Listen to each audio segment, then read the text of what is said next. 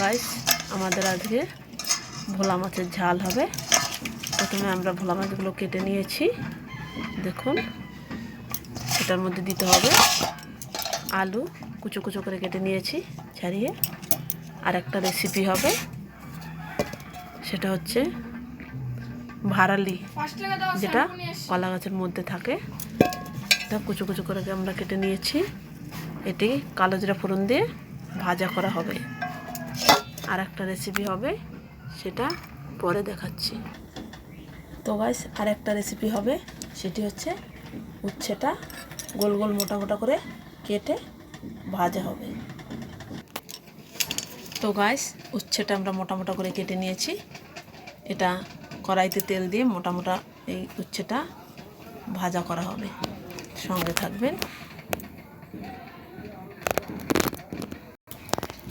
প্রথমে আমরা আপনাদের সঙ্গে উচ্ছে ভাজার রেসিপিটা তুলে ধরব। তার জন্য আমরা দিয়ে নিলাম উচ্ছেতে পরিমাণ মতো নুন, পরিমাণ মতো হলুদ গুঁড়ো মিক্স করে নিলাম। দেখুন এই কড়াইতে তেল দিয়ে দিয়েছি।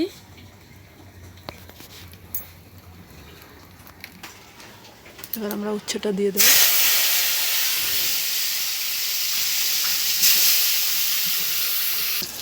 উচ্ছেটা ভাজা হচ্ছে,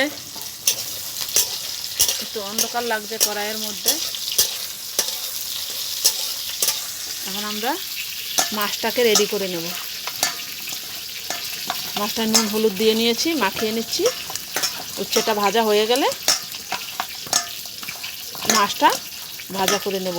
ওটা আলাদা রেসিপি, এটা আলাদা রেসিপি। আজ আমরা তিনখানা রেসিপি একসঙ্গে দেখাচ্ছি। তো গাইস রান্নাটা হচ্ছে। এখন আমি আপনাদের সঙ্গে একটা জীবনের সবচেয়ে বড় দুঃখের ব্যাপার আলোচনা করছি। আমার মেয়ের একটা হাতের ফোড়া হয়েছিল, ডান হাতে, 4 বছর বয়সে। এখন তার বয়স 12 বছর। এতদিন অনেক ডাক্তার দেখিয়েছি, অনেক জায়গায় দৌড়দৌড়ি করেছি, কোথাও কিছু হচ্ছে না। আপনারা আশীর্বাদ করবেন আমার মেয়ের হাতটা যেন ভালো হয়ে যায়। ওর হাতের পিছনে প্রচুর খরচ করেছি, এখনও করছি। কলকাতায় বাঙুরে দেখাচ্ছি, একটু সামান্য ভালোর দিকে বুঝছি। এখনও ডাক্তার গ্যারান্টি দিচ্ছে না কি করতে হবে। আবার মাঝে মধ্যে বলছে ব্যাঙ্গালোর নিয়ে যাও। আমরা কিন্তু খুবই গরিব গাইস। আমরা যে ব্যাঙ্গালোর যাব সেই পয়সা আমাদের কাছে নেই। আমি জানি না কি করে ভিডিও করতে হয়, কিন্তু আজকে আমরা আপনাদের কাছে খাবারগুলো আমি যেরকম পারছি সেরকম করে আপনাদের কাছে শেয়ার করছি। আপনারা একটু লাইক সাবস্ক্রাইবার করবেন।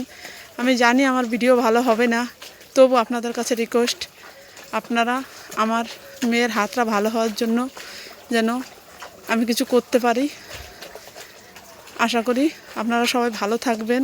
কারো যেন আমার মতো এরকমভাবে ভুগতে না হয়। সবার সন্তানরা যেন ভালো থাকে, এই কামনা করি।